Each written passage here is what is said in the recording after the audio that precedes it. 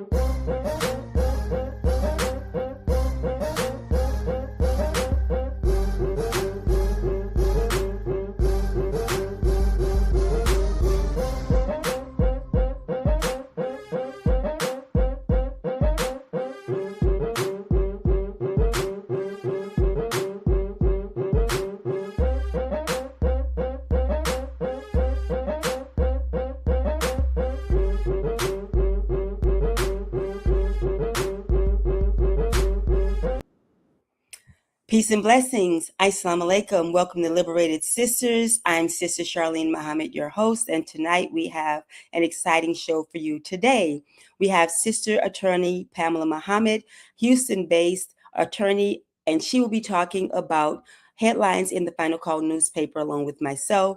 Our brother, Dr. Ridgely Muhammad of the Nation of Islam Research Group will not be with us tonight. Connections are down. As we know, there is a winter storm across America, ice and snow, among other things. And so Dr. Ridgely, God willing, will be joining us in the near future. And also we have a very special guest with us that will be joining us after the Justice Report.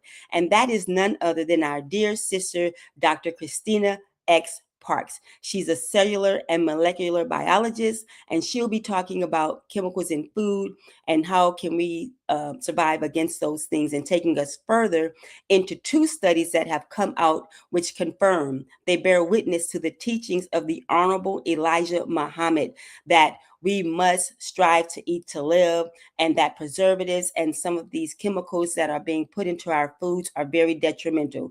Dr. Christina X will make it very plain for us. We have all of this and more coming up. But right now, let's go to Attorney Pamela Muhammad, and we will get into the Justice Report. Assalamu alaikum, sister. Walaikum salam, Sister Charlene, and the Liberated Sisters broadcast. Thank you so much. I'd like to once again say assalamu alaikum to you. And yeah, it's just a lot going on. There's so much going on, Sister Charlene, because, you know, the Final Call newspaper, it keeps us so informed. And we thank the Honorable Minister Louis Farrakhan for his tireless effort, you know, over these years, not a couple of years, but we're talking about a man who is in his 90s, who has worked tirelessly for, with the Final Call. How long has it been? Over what? 46 years, is that? Way more. Way more. Yeah, way more. Okay. So we understand that this paper has held us up in the Black community by giving us great information that we can count on. And I wanted to start off by just congratulating and noticing how our brother Nuri Muhammad, who is just one of the ministers great ministers, wonderful. He really appeals to Black youth and Black men, and he works tirelessly in the community to make our community decent and safe places to live. This was the theme of the article that's on page 6 of the final call. It's called "A Timely Message Shared with the Black Men of Milwaukee." And I think it's very important because it was a event that Brother Nuri had where he brought together Black men, Black youth. And it starts off by talking about how the intention, one of the brothers, FOI student captain, David Muhammad, is quoted as saying that the intention was to be serious and sober-minded as they brought in the new year, talking about self-improvement and making our communities decent and safe places to live. And I thought that article, it's very important because it was a town hall type meeting that occurred in the city of Milwaukee. And it seems like the youth in Milwaukee, as many youth around the country, are suffering from the effects of the criminal justice system, the unemployment, racial injustices. And so many of the people who came out to speak, they were really concerned about creating safe and healthy environments for our young people. And Brother Nuri, I think one of the major points that I thought was so important, he talked about how we have to stop. He said that student minister Nuri Muhammad said there's a difference between those who hope for miracles to solve problems and those who work out formulas to solve them. They had a violence prevention activist, and he talked about the many ills, addressing many of the ills in the city, especially things like education, infrastructure, environmental racism, and gun violence in our community. So again, looking at the formula, Brother Nuri talked about a formula to solve the problems. And so for me, in the legal system, we see patterns. Anytime we're talking about not just hoping, we're talking about identifying some of the patterns that occur in justice in our community to our Black men and women in particular in these systems that we need to teach and give our children knowledge to avoid. That's one of the beautiful things about the Nation of Islam with the teachings of the Honorable Elijah Muhammad. The minister mentioned in his opening for the unraveling of a great nation, how the Honorable Elijah Muhammad, he says here, so we have to grow from nothing to bring back the name and the teachings of the greatest Black man ever to walk amongst us, the Honorable Elijah Muhammad. Many of his old followers were happy that his name was buried, happy that his work was destroyed. But the minister said, but I loved my teacher. I loved the truth that he taught. I loved the people that he was missioned to raise from the dead level and resurrect us into the most highly civilized people that the world has ever seen. And I bring that up because when we have people like Brother Minister Nuri Muhammad in the community teaching our youth, we know this is high civilization that he is helping to cultivate. So I just want to really quickly talk about the formula and the pattern that I saw with some of the justice articles that are facing our nation. There was another article on page 29 of the final call, and it was about a lady. It's entitled Claudette Colvin, who refused to move before the nation was ready. And she died recently at the age of 86. And this was a sister who, at the age of 15, was arrested for a crime that shouldn't have even been a crime. This lady at the age of 15 in Montgomery, Alabama, was arrested and convicted for violating segregation ordinance, a segregation ordinance. And so again, these are the patterns that we have to teach our youth to avoid, to detect and avoid. Yes, we've had pioneers who were arrested for crimes that shouldn't have even been a crime. This is racism at its best, but this is what our children face today. And this is what our sister Claudette Colvin faced at the age of 15 when she was arrested and convicted for violating a segregation ordinance. Can you imagine in 1955, this lady was March 2nd, 1955, this 15-year-old child was arrested for a bus segregation ordinance because she violated that a bus segregation ordinance. But we know this is the type of injustice and oppression that Black people were facing at that time. It's not, that shouldn't even be a crime, but this is what we face. The other article I wanted to bring out, when we talk about Black people in the criminal justice system who are wrongfully arrested, who are arrested and falsely accused of crimes, people who are convicted for crimes that this system knows they did not commit. And I think we have to, you and I talked about a beautiful article about a beautiful man. This article was a December the 8th, 2025 article, and it's entitled The Life and Legacy of Imam Jamil Al-Amin. I think a quote that's so important: freedom fighter dies while languishing in prison for a crime he did not commit.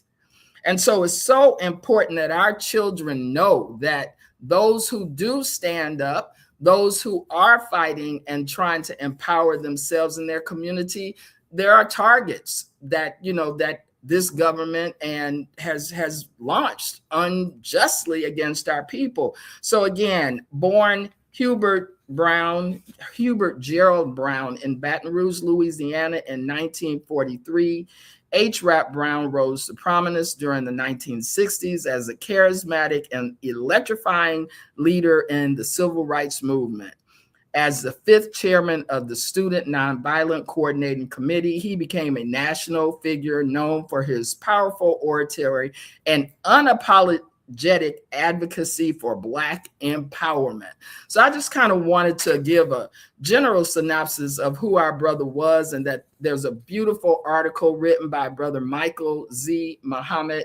That's a December 8th, 2025 article, again, about a brother who was targeted and actually languished in prison for a crime he did not commit.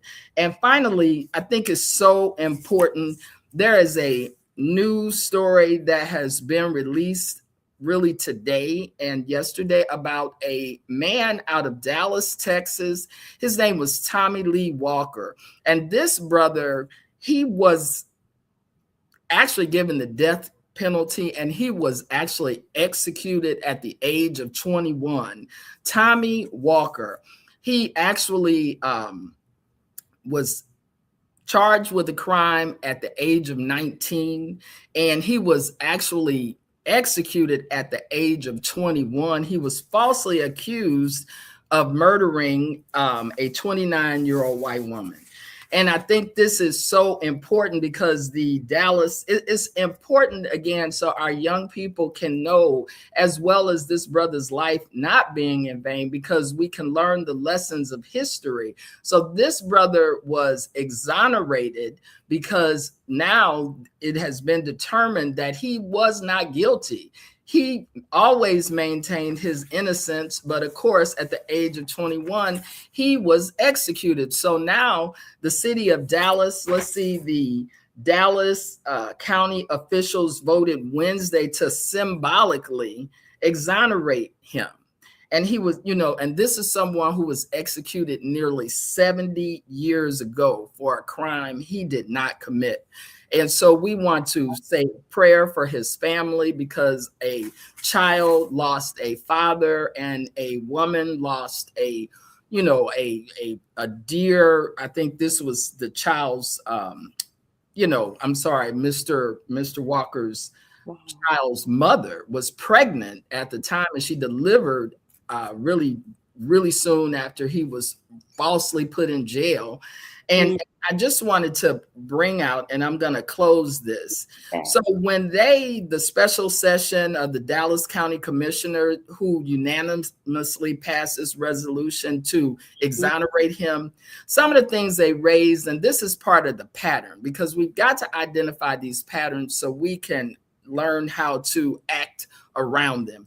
He was actually arrested without probable cause. He was interrogated without the assistance of counsel, the denial of a jury representative of his peers, the suppression and misrepresentation of material evidence, and the use of a confession now recognized as unreliable under modern scientific and legal standards. So this is what they concluded in their investigation, that these were egregious violations.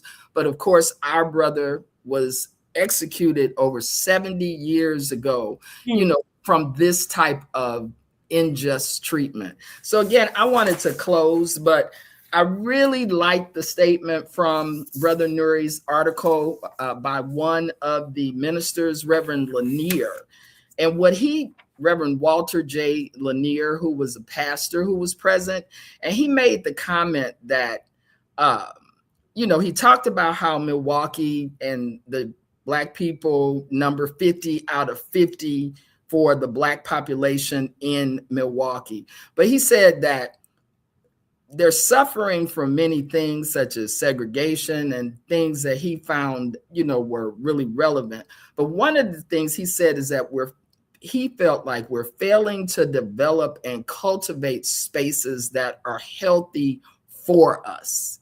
And that sounds a lot to me like some of the tenets that the Honorable Minister Louis Farrakhan is teaching us in learning how to make our communities decent and safe places to live. So we have to protect our youth, and we have to protect those who don't have legal access to quality legal services and who are walking these streets under the really in these dangerous and perilous times. So let's keep a sober mind when we're looking at these issues. Yes, ma'am. Walaikum salam, Sister Attorney Pamela. Thank you for that. Yes, ma'am. Praises be to Allah. And for those of you, of course, who are interested, you can go to finalcall.com. You can also subscribe finalcalldigital.com, and you can get those stories right there and more. It is my desire to, in the very near future, bring on some of the great writers of these articles that we are pretty much scratching the surface of. They've done the work, they've spoken to the people, and we can get some more insight into these stories from them. So some of them have already told Liberated Sisters yes, and I look forward to doing that. Now, before we bring on Sister Dr. Christina, I just want to make sure I want to highlight the cover story of the Final Call newspaper by Brother Sister Anisa Muhammad and Nisa Islam Muhammad. And this is regarding Iran.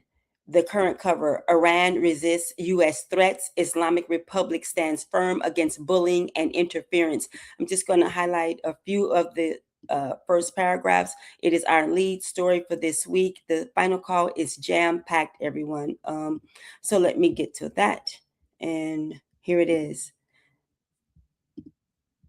Okay, everyone is doing just such a great job. I mean, the paper is so full. And so Iran resists these threats. And here is what Sister Nisa and Nisa Islam start out saying.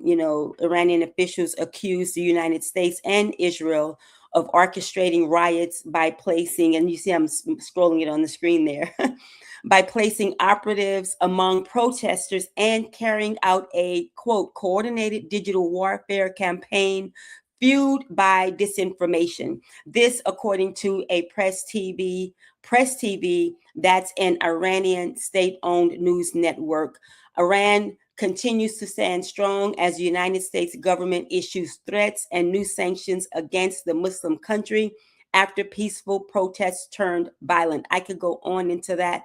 We will not. I just wanted to touch on the cover story because we have a lot in the paper, and this is what we decided to go with today. But on the cover, you know, the War of Armageddon, as we were told by the Honorable Minister Louis Farrakhan, has begun. Just as you mentioned, the unraveling of a great nation, all of the headlines, all of the news, all of the tragedies are the bloodshed, the war. We see the wars, we see the natural disasters, any and everything that we can imagine that is happening, that is coming across our news feeds today. We have been warned about, and we have also been given guidance and instructions about. So it's not to fear. We have the blueprint. And so to take us further into that, and again, finalcall.com, okay, to take us further into some of what we have as headlines before the headlines is Dr. Christina X. Parks. She is a PhD in cellular and molecular biology. And Dr. Parks is here to talk to us about two new studies that have just come out that confirm the teachings of the Honorable Elijah Muhammad about chemicals and poison in our foods, and also what these have to do with the studies are saying they're linked to diabetes type 2 as well as to cancer. Dr. Parks is going to break down for us exactly what these studies are saying, and she's going to make it plain for us. And so let's bring her in right now, Sister Dr. Christina X. Parks. Assalamu alaikum. Walaikum salam, ma'am. Thank you for being with us tonight. And Dr. Parks, Dr. Christina, do you have any opening remarks that you would like to give before we get into our Q&A with you? No, not at all. I'm here to serve. So it looks so beautiful. Okay, so these studies, I think when we first saw the headline, I know when I did, and let me continue on into this by saying this is something that the Final Call newspaper is covering. And so we look forward to more in depth about this as well from some other experts. But we have Dr. Parks here to really just tell us, because when I first saw it, I was like, oh my God, you know, again, we have been warned about this. So why did I have that reaction? It's just when you see it, you know, the warnings and the guidance walking off the pages and you're here with it now, it can be very alarming. So would you tell us about how these studies struck you? What are these studies and what are they saying? And how did you read them, like interpret them from your analysis of them, your study of them, Dr. Parks? sure. Where there were two new studies that looked at a large cohort of people. And I want to talk about how the studies were done, because then it makes the results a little bit more interpretable. Okay. The goal was to look at the potential correlations between certain food preservatives and cancer in one study and type 2 diabetes in the other. But the way they did this is just to monitor people's intake of different types of foods that contain different types of preservatives. And so they tracked the foods and which preservatives were in the foods and the amount, the consumption, going all the way to the brand of the food that was consumed. And then depending on which foods were consumed and which preservatives they had in them, they made correlations. So the first thing is that actually most food preservatives that they tracked were not really correlated with increases in cancer or type 2 diabetes. The second is that the correlations that they did find were actually really small. So if you find even like 100% or 200% correlation, a 200% increase just means if there's 1 in 1,000 people that are getting cancer, it's now 2 in 1,000. So sometimes we think it's a higher incidence than it is. So when I looked at the overall numbers, it was a very small increase.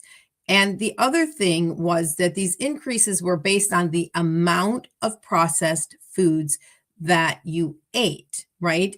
And then they specifically broke it down by the different types of preservatives. Now, one of the things that caught my eye right away was that now we have some new preservatives. They're using vitamin C as a preservative. They're using rosemary extract as a preservative. A lot of lunch meats use celery juice as a preservative. So one of the things I noticed is that they actually had a category for these antioxidant preservatives that were used, and those still showed a correlation. In fact, as I read through it, if you use 2 of these more natural preservatives, and I believe this was in one of the studies, it actually had a stronger correlation to cancer. So why would doing something like using vitamin C and rosemary extract, like those are supposed to be good things, right? Why would that have a stronger correlation with either diabetes or cancer? So my first hunch was that this isn't actually about the preservatives. It's about the food that they're preserving. If you have something that is a low quality food or subject to breakdown, it requires either strong preservatives or more of them. And what if it's not the preservative that is the issue, but the food itself that's causing the problem? So this has actually a strong precedent in our teachings. If you will remember in How to Eat to Live, the Honorable Elijah Muhammad cautions us from eating sardines. So as a biochemist, I always look at what is the reason behind this. So sardines, there shouldn't really be a problem with them. They're not a large fish. There shouldn't be a biological concentration of heavy metals.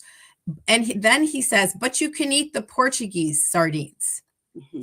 So what that tells me is it's not the fish that's the issue. It's the processing. Okay. Mm-hmm. And that if these aren't processed well, what really happens with fish and with many lunch meats and protein products is they break down. And when they break down, they form things like histamine, putrescine, cadaverine. The reason those sound terrible is because they smell terrible. They smell like a dead body, right? And those are really, really harmful to your body. They cause a histamine response, and they cause kind of like an allergic reaction or an immune response. And so I take that as guidance that we should probably stay away from high histamine foods. And meats, especially processed meats, have a tendency to break down. The amino acids and the proteins break down into these slightly more toxic things very easily. And in order to, and if there's any microbes in it, it accelerates that process. So adding the preservatives doesn't get rid of the microbes in the food. It just slows them down. So it really could be the presence of these breakdown products that are associated with certain preservatives, but it's actually the breakdown products that are the problem. In meats, so I do want to clarify. So in meats, this is actually really common. So especially in, if you think of salamis and these preserved meats, and many of them have pork, so we're not eating them anyway, but sometimes you'll see like a beef summer sausage or something. Many of these, they're actually preserved with actual microbes, with bacteria. But when those can actually break down some of the proteins while it's being stored, and they can make what's called these nitrosamines or N-nitroso compounds that are actually known to be toxic to humans. So my hunch, and more study needs to be done, is this is about the food being unclean, right? And we are warned again and again and again about eating unclean foods. When I read through Eat to Live, I see 3 major themes again and again and again. And the first one is it clean, right? We're taught to not eat pork because it's not clean, okay? The second is it digestible? So we're told not to eat beef, not because beef isn't nutritious, but because it's hard to digest. And we're told if we do eat it to make it very digestible, we could stew it. And the same for many beans, we're told not to eat because they're not digestible, okay? And the third is it nutrient rich, and is the way it's prepared making those nutrients bioavailable, not overcooked, but whatever, okay? So there's many different things, souring our bread, things like that. So I'll take a pause here. If you guys have any questions, I can say more. I just want to add that as you were talking now, just as when we talked earlier about this, I almost threw up in my mouth. I was like, you paint the picture so well. Did I put Attorney Pamela back in? I'm sorry. Mm-hmm. Hey, sister, I'm sorry about that.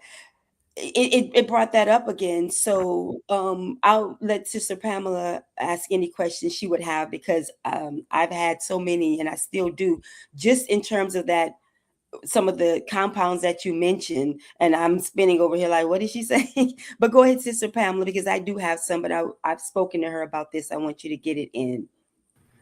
This is really hard because, chemistry and your knowledge is so high and different from what we know.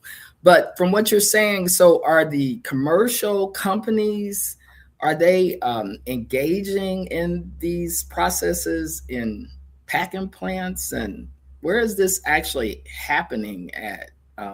So again, this is just any particular company making it. So, but realize that some of these, they're adding vitamin C to actually act as a preservative, or they're adding rosemary extract. So I don't think that the companies are nefarious. Some of them are adding, calcium propionate. That's a gut signaling molecule that has very beneficial effects in your gut. So again, with the exception of nitrates and nitrites, which I'll get into in a minute, most of these preservatives, I don't think are the problem. The problem is the food that's being preserved is just not food we should be eating. And that is lunch meats, highly processed meats. And then there are some different fruit products and things like that. And I think with the fruits, it's just a matter of that they might grow mold. We know things like peanuts and different nuts can have aflatoxins. So these are just natural microbes or yeast or molds that are in the food. But we know that chronic exposure to those can actually increase our chances of cancer. So I think that we just need to be very careful of the processed foods that we eat, and the fact that, like, if you try to make something last a really long time, then the quality of it might not be as good. I want to use kind of an example that I actually did a little video on, and it was farmed salmon. Okay. So most of the salmon that's out there, it's called Atlantic salmon, and it's actually farmed. And if you go to a restaurant and they offer salmon, that salmon is probably farmed. Well, okay, I'm not against the idea of farming salmon, but what they do is they put these salmon either like in a bay or something, but they put them in these pens where they're really close to each other.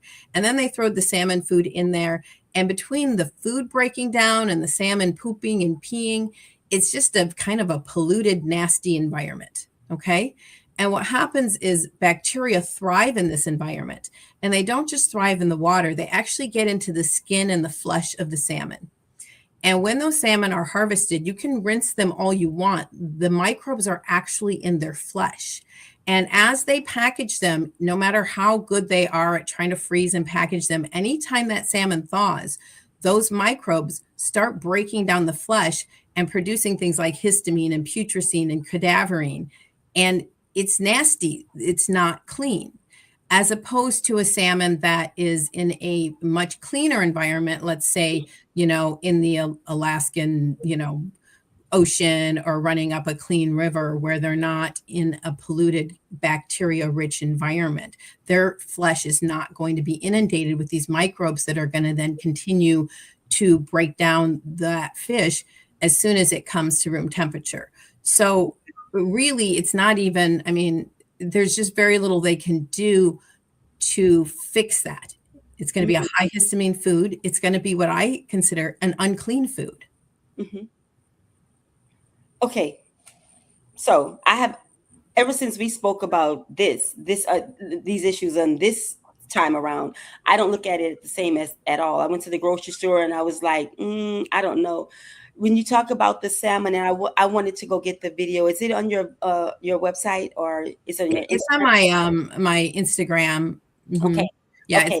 I would love to show it. But, Dr. Parks, even with the strawberries, as you were talking about, it's really interesting, as you were saying, that the mold is still there just because you don't see it. But with this salmon, I saw myself asking for wild caught. But first of all, I do vegetarian, I do meat, I don't. It's been hit and miss with it. But now with this information, more understanding of it, it makes it easier for me to stick, if you will, aside from it being Ramadan, right? Mm-hmm. Ramadan or our certain fast, it's like, oh, I'm on it. And then next thing you know, I'm off. But it's the knowledge, which is power. And so with the salmon, I saw me asking for wild caught, and then I didn't get it anyway, or I didn't cook it because I still was thinking about what you shared just now. Like, it still may be in a net. And some, as my daughter Akila Raisa points out to me, here's the question: some places say that it is wild caught, but it's not necessarily that. So again, I would go back to the study. They did it by the amount of these processed foods that you ate. Okay. So the more you eat, so if you think it's wild caught and it's not, it's one time, that's minor. Okay. As opposed to continually eating food that is, proteins are especially problematic because they break down into these compounds, the nitrates and nitrites that they're preserved with. They take the most preservatives because they're the hardest to preserve, which means they degrade the easiest, which means they have the most potential for being unclean, right? Yeah. Okay, so preserved meats are ones that we should avoid. Now, some of the whether they're dried fruits, it's probably going to depend on the brand and where they get them from and how they process them, right? So, guidance to prefer fresh food, fresh fruit that is well washed is always going to be. Now, one of the things that I will say, so I bought some organic turkey lunch meat. I don't eat a lot of lunch meat because processed meats aren't great for you. But I was specifically paying a lot of attention because I am really sensitive to histamine issues, which is like a breakdown product in this meat. And I get congested sinuses whenever I have a histamine response, right? It's kind of like an allergic response that you might get with allergies. Yes. I ate some histamine. It's a good brand name. It's preserved with good preservatives and it's organic. And I had a histamine response because no matter what they do, it's really hard to prevent the breakdown of this meat into something that produces these unclean molecules, I guess I'll say, like histamine, putrescine, cadaverine, some other things. And then they're protein breakdown products. And that your meat isn't good when you open it and it smells so terrible, right? I gotta go. Yeah. but I'm just saying that breakdown happens before it gets really, really bad smelling. It's already broken. That's amazing. That's amazing. No meat is good to eat. If you have to eat it, I appreciate how you're letting I didn't say no meat was good to eat. I said highly processed meats. Right. No, you didn't. You okay. didn't. I was thinking, I was going into to get that from How to Eat to Live, but I was saying along with that, thank you for explaining, what's before us and what we can do, because sometimes like we hear rules and we also just cut and dry stop, but why do we fall off, quote unquote, the wagon, if you will, right? Because as you said, you know what it's about. Let me tell you what I'm trying to say. Like, I remember when you first started reading How to Eat to Live, and you just went right into it, and you said the fasting was easy, and you told us that here just now. You look at it and you ask the questions, why? Oh, this is why. And if you don't mind me sharing, I remember, and I've heard others say it before, but what you said to me stuck out was like, because you know the damage of certain things, what it will do to your body, so you really adhere to it, and I loved that. So I want to go and look for some information in the back. Attorney Pamela, would you continue? And Dr. Christina as well. Thank you. Okay. And so for me, this understanding this simplistically, so preservatives are used when? Because I guess I don't understand who puts the preservatives in the food. Is it the people that grow, that groom the animals, raise the animals? Or these people that, is it in the factory where it's made into this factory, right? Okay. And the most preservatives are going to be put in foods that have the greatest tendency to go bad. Okay. Right. And that is like, meat isn't something that you can just leave out. Like a potato is just a potato. It doesn't need to be preserved. If it starts to go bad and rot, you just throw it out. You're like, potato has gone bad, right? But you can't leave a piece of meat at room temperature. And if you made like a roast or something, you can only, you can cook it and maybe eat it in a day or two. But if you want to make like lunch meat, you have to think like, what is that? How long should that last? And how do we have a package of it that, has several months that says, unless you open it, it's still okay. Okay. Right. So to make that last several months, you've got to put some preservatives in it. Okay. Right. Even if it's sealed. Right. You have to put some preservatives in it. So think things like, some of the things like when they used to use the old, like now we have modern summer sausage, it has a lot of chemicals in it, but they actually used to use bacteria and salt to cure. Think cured meats. You have to cure it with salt and with all kinds of other stuff. The reason they put all that salt in it is otherwise bacteria would basically eat it, and make it go bad. They would metabolize it and it would get really nasty. You're gonna be okay, Sister Charlene? She's like, I know. She's like, you're ruining it for me. Well, maybe that's a good thing. I'm having deja vu from our earlier conversation. Interesting. Yeah. So when you think of like meats that we're trying to get to last longer, we're putting preservatives. Now they've moved from more chemical type preservatives to more natural ones. And this was what was kind of surprising, that some of these natural preservatives that we know are things that are pretty good for you, like vitamin C and rosemary extract, were also correlated with these higher rates of like cancer and diabetes. That's where I was like, it's probably not the preservative that's really the problem.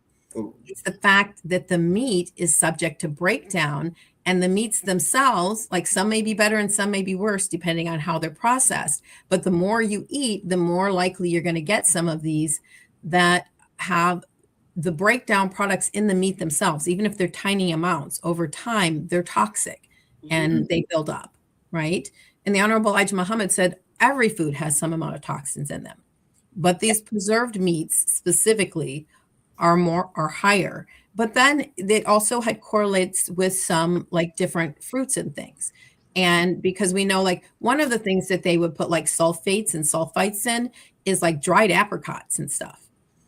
So, many of us are trying to eat healthier. And so we're like, well, I need something that's not, I can't always take an apple or an orange. It might go bad or whatever, right? Or it's going to be in my bag and it might get bruised or whatever. So we might think we're going to grab some dried fruit. But when you start looking at them, a lot of times you'll see they have these preservatives and they have sulfates and sulfites, and some of them, the color doesn't look really great.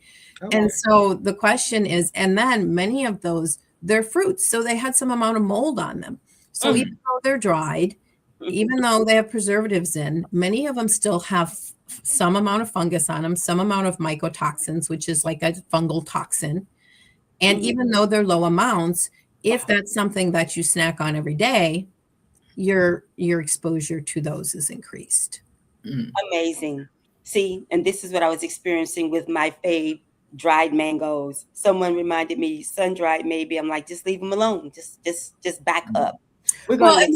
One thing you can do is dry your own fruit, like dry your own apples. Go to the orchard, pick your apples, wash them, and dry them in a food dehydrator yourself. And then, put them in a plastic bag and just eat them within a few days or a few weeks. Some people even put them in canning jars. So then, usually you can put like a vitamin C, like sometimes you'll put them in water with a little vitamin C so they don't discolor or whatever. But, I used to dry apples. I used to dry zucchini all the time. Zucchini chips are really sweet. So those are some options. And it really gets to, if we're going to be healthy, we have to spend some time in the kitchen, and we cannot rely on convenience. I know I usually don't eat any kind of like a summer sausage because most of them have pork, but I was recently giving it as a gift around Christmas time. You see them in the stores, and I was gifting a beef summer sausage. So I picked one up for myself, and they're tasty. Let's just face it, they're tasty. Yeah. But like after I, listen to this, I'm like, yeah, okay, no. It just reminds you, just like when I had the organic the organic turkey, because sometimes it's convenient going on a road trip. We'll just make some organic turkey sandwiches and bring them in the car, right? But when I had a histamine response, it just reminds me of the breakdown products in the meat that no matter, even if the manufacturer is trying to do a really good job, it's just really hard to preserve meat well. It's something that needs to be, take a cut of meat. That's why we're told not to eat ground beef, is because there's bacteria on the outside. If you sear that in a pan and then roast it, you're probably going to be okay.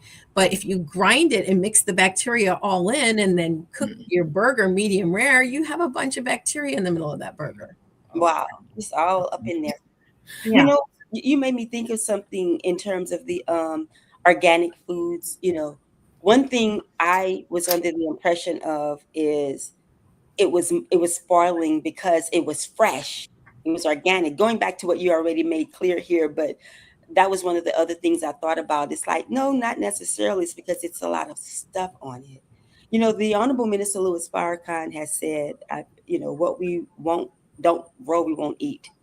You all remember him saying that, and we're so at that time right now, which is why I appreciate Dr. Ridgely and others who are with him, and you, Dr. Christina, those of you all who are growing your food, who are examples for us, and the helpers at the Michigan Forum, as well as Muhammad Forums in Georgia down with Dr. Risley. It's just a beautiful thing that we have the Staple Goods Project. I'll put that information there, but I just wanted to pause and say I thank God for you all for that. You've grown your own navy beans and more. Yeah, I Right? think I have enough for about a year. So I mean, I did well this year. That out. Anyone have questions or comments for Dr. Christina X Parks? Of course, please feel free to put them there. Go ahead, Sister Pamela. So I had a quick question. So just like you talked about dehydrating your own vegetables and fruits, so does that also go with possibly buying your own beef? Like I know a long time ago, my dad and them, they used to go buy cows, or they go in on a cow. And then the other thing I wanted to ask you is also, didn't you recently talk about canning? Does canning help to avoid some of these types of preservatives? Absolutely, because you can choose what you put in it. So most of the time, I usually go ahead and can with a pressure canner. Some people use the water bath, depending on what you're making.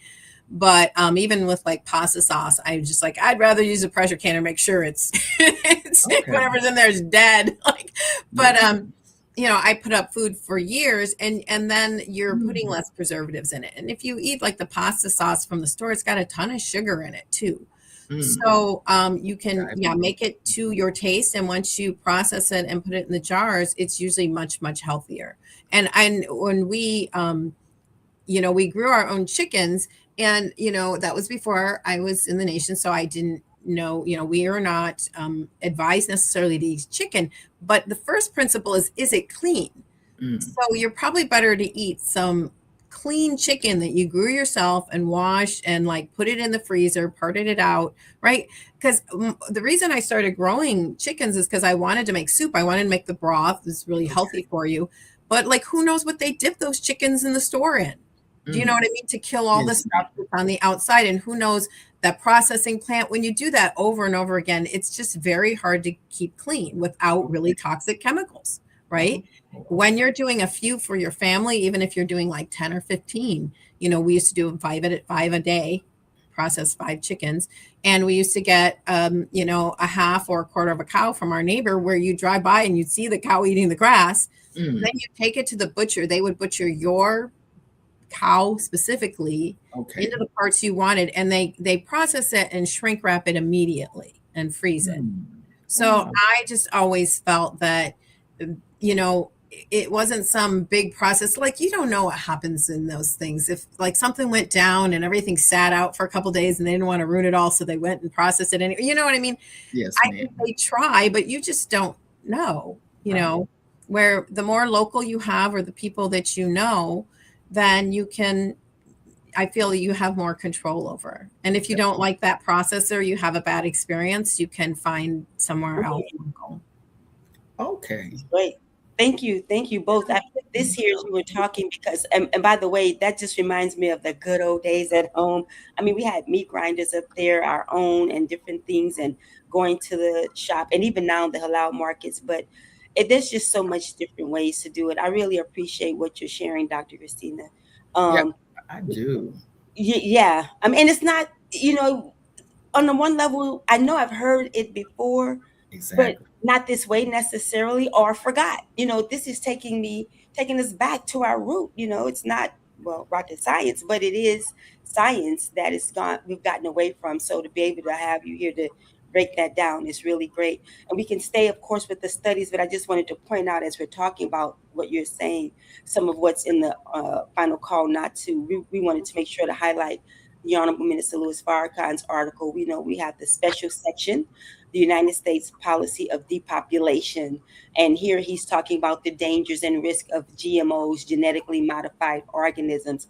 So, Sister Pamela, would you just highlight the first 1 or 2 paragraphs there? I want to infuse this into our dialogue. And everyone, I'm bringing this up because during the run up to COVID-19, and especially during the pandemic and the lockdowns, Dr. Christina X was a very integral and remains an integral part for us in understanding the science, what has been happening, what was happening then. And see, this policy has not gone away. It's just in different forms. I want to bring up something a little bit later, but would you do that, Sister Pamela? And we'll continue. Dr. Parks, if you can comment on the GMOs as well. Yeah. And the thing, Sister Charlene, can you enhance it? Can you make the picture bigger? Don't want to get too close to the screen. Oh, maybe I can put myself on. No, I got you. Here it is. Okay, here it is. Okay. Sure. Yes, ma'am. Praise be to Allah. So you want to start off. Can you move it down just a bit? It's a little too high. The dangers and risk of GMOs, genetically modified organisms. Yes, ma'am, if you can go up just a little more, because we know that these articles are taken from the Honorable Minister Louis Farrakhan's excerpts from the time and what must be done. The particular series that this one was found in, I can't see it on the screen, but let me begin by reading. No, I apologize. I'll tell you that because I see now what you're looking at. And thank you all for bearing with me. Editors, note the following article. These are excerpts, as you said, Sister Pamela. He did an unprecedented 58-week lecture series, and that was in 2013. And this is from part 38, the time and what must be done. And so you want me to go right here, right? Yes, ma'am. That's fine. And so the masses of Americans, Blacks in particular, are suffering from other problems produced by genetically modified organisms. What is the definition of a genetically modified organism? From the American Heritage Medical Dictionary, it gives the definition: an organism whose genetic characteristics have been altered by the insertion of a modified gene or a gene from another organism using the techniques of genetic engineering. And the definition of gene is a molecular unit of heredity of a living organism. In lesson number 2 of our Supreme Wisdom lessons given to us by Master Fard Muhammad, he raises the question, what is a devil? And Muhammad answers that question, it is a grafted man which is made weak and wicked, or any grafted live germ from original is devil. By inserting, you are grafting into a life germ or seed something that changes the nature of that seed. And when you change the nature of the seed from its original state, you are making what is referred to as devil. Once you graft from the original, then you are producing that which is an opposer to the original and of the original. So the moment that a genetically modified seed is taken by the wind and blown into a field of natural, organic growing corn or wheat or soy, it begins to destroy that field. Thank you. And yes, ma'am. Yeah, thank you for that, everyone. That's in the current edition of the Final Call. Are we all here? Let me see. I'll take that. The reason, we're here. The reason I wanted to, in part, bring that out, Dr. Parks, is to ask you, what we're seeing with these preservatives, is that any different or slightly different? That's not like the GMOs pretty much changed the makeup of the organism, but what about the preservatives? Is that similar? No, I think it's very different. The preservatives are, and again, you can use natural preservatives, right? Right. So that's very different. That's just adding a chemical. And, it's the food that's already adulterated. It's like you're trying to save the food. Okay. The food is already going bad. You should have eaten it, when it was fresh made, but you didn't. So you're trying to save it from going bad.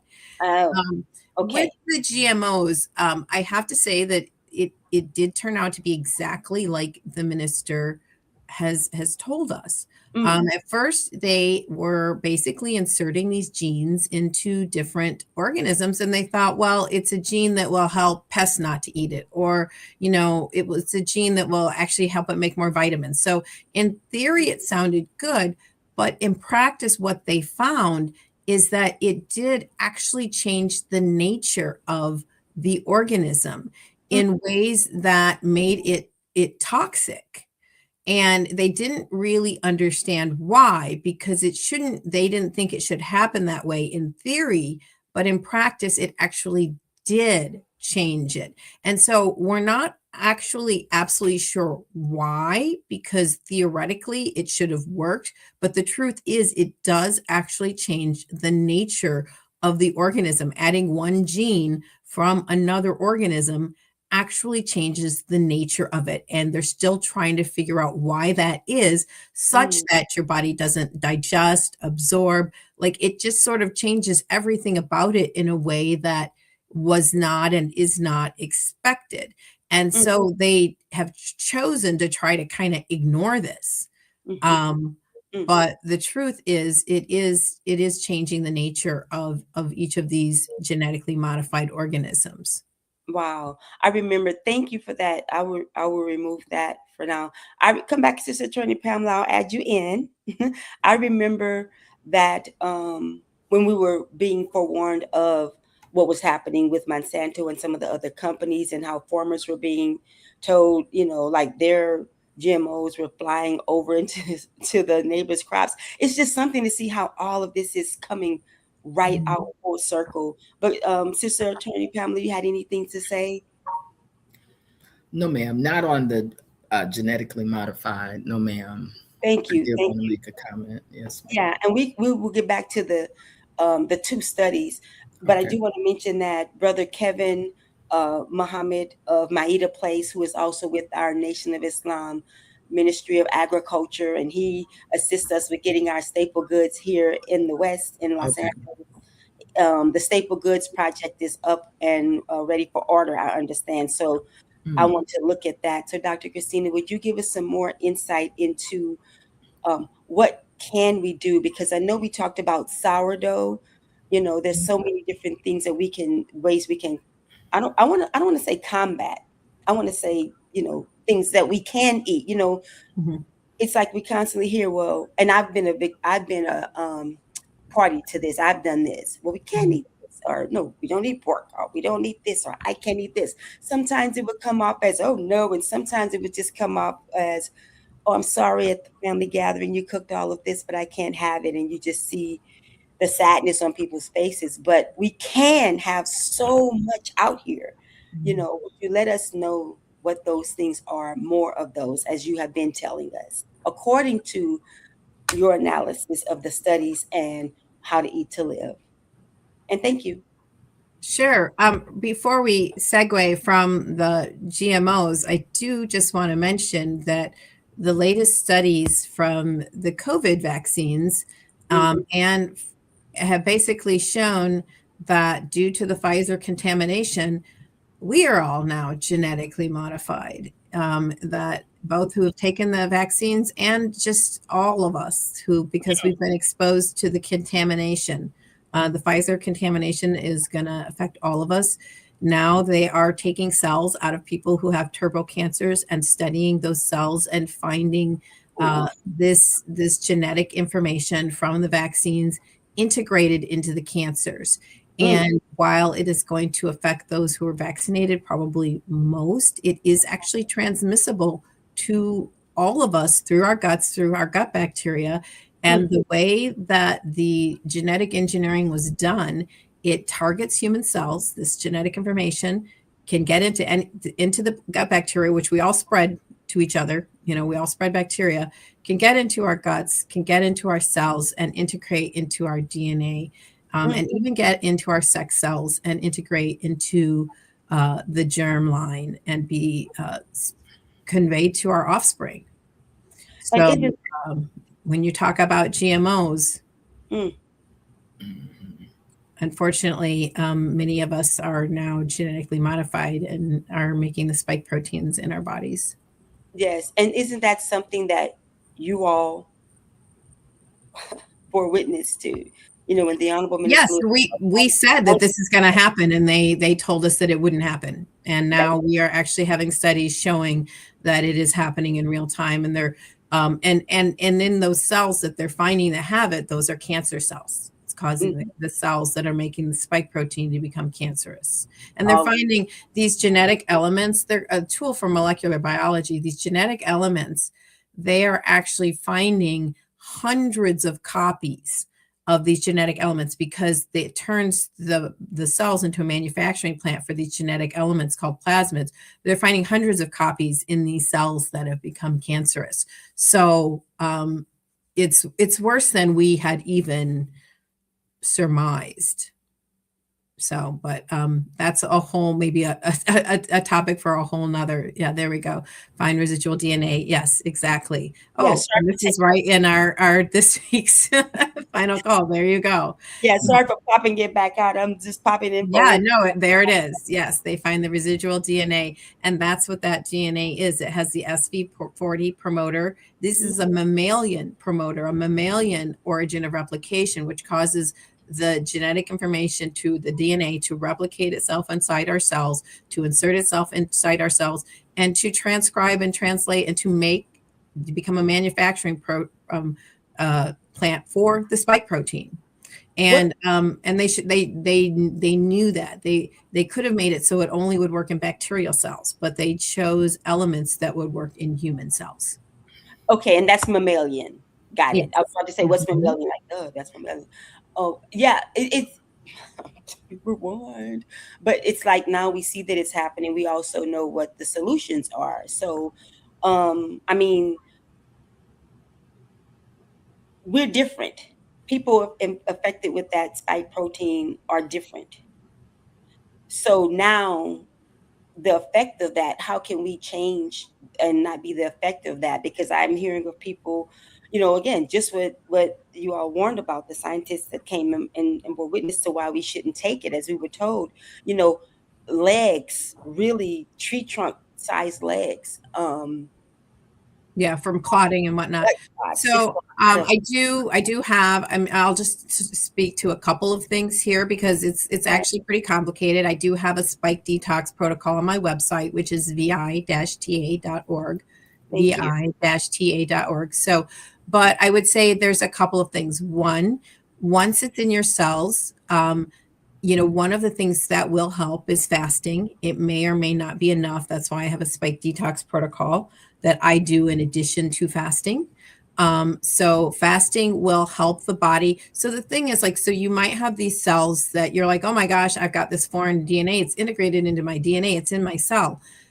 The body is designed to destroy aberrant cells. Your immune system is designed to destroy aberrant cells. So I think to have a positive attitude and to do your fasting and to do the things that you're doing. And then if you're concerned, you can actually go, you know, watch my spike detox protocol and take that next step. But I do want to say that your body is designed to destroy these aberrant cells. So, and also your mindset makes a difference too. So if you believe that your body is going to find and destroy these cells, it's going to be more likely to. So your body is completely capable of that. Some people may need additional support. Some people may need to address the gut, where this is most likely to be the most problematic. There's some things like fucoidan, which is found in seaweeds like bladderwrack, that can help bind and sequester and kind of destroy some of the stuff going on in the gut. I talk more about a lot of that stuff in my spike detox protocol. But the bottom line is that even though your cells may incorporate this or be mutant, your body is trained to find and destroy those cells. So it's not like, oh my gosh, it's the end of the story or anything. So it's always good to be positive, but also to be as proactive as possible. Thank you. What's your website again? Oh. vi-ta.org, vi-ta.org. That's great. I only have a subscription. Come on, get a break. That's fine. We've been moving between topics, so. Yes, ma'am. I have a question. So, Dr. Parks, you bring up the gut. Has there been some kind of increase in problems with the gut as a result of this whole COVID pandemic? Absolutely. Because things real quick, probiotics, that is a term that I hear so much, and I don't remember hearing about that. So could you please help me out with this? So a couple of things. I'm in contact with Dr. Sabine Hazen, who's one of the world's top gut health workers. And she has actually typed all the bacteria in the gut. And people would have really bad gut problems. Some of them would have a condition called Clostridium difficile, which is an overgrowth of a really bad bacteria that can be lethal. And so she would try to figure out, actually, they would do like fecal transplants where they would take somebody else's poop and put it in these people that were about to die, and they would get better because those other people would have the right bacteria from their gut. So she started typing people. And what she found is the people that were healthiest had a lot of different types of bacteria in their gut. And she actually started looking at which ones and finding out which ones, like, we all need bifidobacteria is really, really essential. And it's really essential for babies. And after this COVID, these babies are being born with no bifidobacteria, which is absolutely essential for their gut to digest food and to make the right signaling molecules and to keep their brain in an anti-inflammatory state. So what she has found, even prior to COVID, is that our gut microbiome diversity had just tanked. And I would think the biggest reason for this is glyphosate, the Roundup that's being sprayed on our food. There are other things as well, lots of antibiotics and stuff like that. But it was already really bad. But after COVID, there are many people who have done studies showing that the COVID virus actually infected our gut bacteria and destroyed our good gut bacteria, so that everybody has less gut bacteria, and the ones they have are not the good ones as much. And when that happens, you end up not being able to digest your food. You end up having leaky gut, which causes like allergic type responses and food sensitivities and autoimmune issues and bad immune system issues. So there's a lot to that. But basically, she found that basically the virus was infecting our good gut bacteria and destroying them, and that it was kind of cyclical. People who had a really resilient microbiome did a lot better with COVID, and people who had a poor one did very poorly with COVID. But in general, COVID kind of almost destroyed everybody's microbiome. But some people's was able to, if they were more resilient, it bounced back better. But she found that things like ivermectin, vitamin C, vitamin D, zinc, taken during COVID and maybe a little bit afterwards, helped the microbiome to bounce back. And she found when a mother, so these babies were being born without these key bacteria in their gut. She found that when mom took the ivermectin and the vitamin C and whatever and was nursing, that the baby's bacteria like went south, like really bad, just destroyed them, but that it rebounded and it became normal again. So yeah, I mean, to me, that's really good news, right? We can't hear you, Sister Pamela. You need to unmute yourself. I said thank you for that. That's very interesting. And so yeah. So this word probiotics, does that have anything to do? Yes, it does. So probiotics are actually trying to put back the good gut bacteria. Okay. But what her work also found was that a lot of probiotics didn't have the bacteria in them they said they would. And she found also that sometimes there's something called a prebiotic. So the probiotics are actually adding back the bacteria themselves, theoretically. Like sometimes it works, sometimes the product isn't that great, right? Or maybe they think it worked, but I don't know, it sat out too long. Who knows what? Yes. But the prebiotics are like different starches and like seaweeds and different things that you can eat that actually feed the good gut bacteria. Mhm. So beans, like navy beans, are a very prebiotic food. And Okay. so they can help to feed your gut bacteria. So it's a whole science of what can be good. Like artichokes are really good for your gut bacteria, which I love artichokes. Garlic is very good. But one of the things they found in general is that herbs, because think about herbs are from plants, and plants, they have to resist bacteria and fungus and everything in the wild, right? It's like biological warfare. When you eat herbs, they tend to select against the bad bacteria and for the good bacteria while they have other positive effects. So we're talking about sort of healing herbs. So they found that herbs can be one of the strongest things for adjusting the microbiome in a healthy way towards rejuvenating the good bacteria and selecting against the bad bacteria. Sometimes if you just eat these kind of starchy foods that feed the bacteria, it can feed the good ones, but sometimes it'll feed the bad ones if they've overgrown as well. You know what? Talking about overgrown, whenever I think about the data that we learned and how what you just said about leaky gut, etc., what do we do? Because, I have that apron. I was like, an apron. I would look at that and say, what is that? And I'm like, oh my God, that's leaky gut. Help, Well, help me. I wouldn't say that the apron is leaky gut. Mostly what it probably is menopause. Gotta go. It's got to go.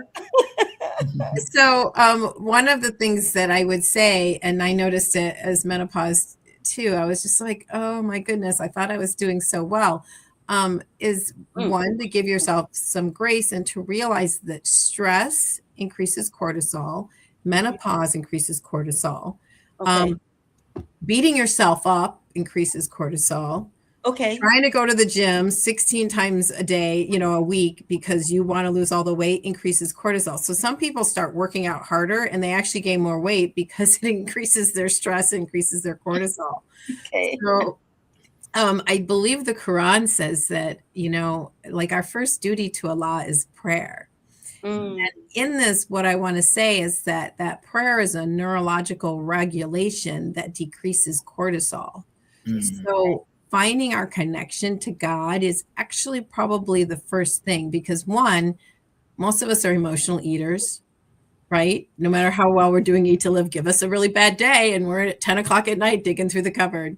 Everything. On the demand. So I would say that, finding that place of peace is absolutely central to regulating your neurobiology, decreasing your cortisol, balancing your hormones, and also sitting with whatever is bothering you so that you're not, emotional eating. So that place of prayer or connection to God, I think, is actually the first place. Thank you for that. We have a question here from Sister Helen, and I did have Sister Dr. Christina's website up. We'll put it back up again because we have some webinars coming up. Also, how to eat to live and how to purchase that. But Sister Helen asked, is it best to eat the garlic/herbs whole versus cooking them with foods? Gosh, I'm not an herbalist, so I'm going to kind of defer on that question. I mean, herbalists have put together blends, like some of them, you can get in a capsule. So those herbal blends are really good. I would say that they're kind of like a medication for right now, because we're in a time when we have so much coming at us, like the COVID and stuff. So in that term, you're using them medicinally. But if you're putting them in their foods and cooking with them, they're also good in that context. So, but if you're using them medicinally, then, obviously getting with someone who is a skilled herbalist or getting the herbal blend from someone who's putting it together, who knows what they're doing, is going to be key. Garlic is also, extremely powerful for regulating the microbiome. And we can have as much as we want, according to. Yeah, it also helps to upregulate your body's production of glutathione, which is its natural antioxidant. So it helps your body make things that are very powerful for detoxing the body, for reducing inflammation. Yeah, for your garlic and onions. Mhm. Wonderful, wonderful. That too. And now we have a question from Sister, or a request from Sister Kava Muhammad. Teach on cortisol. I seek refuge in Allah. Oh, okay. Sister Yeah, Kava. she's just confirming. I need to really go and get glasses. Thank you for that. Yeah, when I found out that we could have as much garlic and onion as we wanted, I was really, it's like wowed by that. There's just so much, when you read How to Eat to Live, or each time it's like reading the Quran, you get something new, or you see it differently because you're different, but it's just a beautiful thing. It's not restrictive, it's here's life. Here's how to make the most and the best, and how to prolong your life. But So here's yeah. the thing, like, remember the Honorable Elijah Muhammad said that, like, after he was given Eat to Live and direction, he kind of experimented on himself to see if it would work, right? Right. And so, like, lately, that's what I've done, because, like, well, and it's like every day. So you might even do well for a while, and then things happen, get chaotic, you kind of fall off the wagon. But I realized, like, so I kind of would try to identify what are my stress points, right? Like, and maybe for me, it's eating late, eating after 7 p.m. I'll find myself, like, maybe I'll eat a little too early because I'm feeding my daughter. I'll eat between 3 and 5. And then around 9, I'm like looking for a snack. And then here's the thing. I read somewhere that, like, when you eat later, it actually compromises your sleep and makes your body more inflammatory. So then I decided to do an experiment. Not that I was trying to eat late, but on the times when I compromised and I ate late, I monitored my sleep. And I found that when I didn't eat later, my sleep quality was better and I had less inflammation. And so then I was like, would you rather have a really good night of sleep or a snack? Very right. And quite honestly, I would rather have a really good night of sleep. Yes, so as much as, like, we'd all like to think we're perfect, the truth is that's why I try to teach on some of these. And I'm learning too, because when we see it and feel it, then we're not like fighting it. We're like, this is actually what makes me feel better. Yeah, and you dance and you flow with it, but you understand it, and like that stress factor is a big piece. As a journalist, as a writer, or whatever, whatever we do, there's a stress factor for every person attached to whatever it is that they do. I just developed a habit of wanting to have a crunch. What is that about? This crunch effect, and then there's this sweet and this salty effect at a certain point of writing. It's like I'm in a rhythm and I'm like, okay, let's go. So why do you have to eat? Just go, right? What is that about?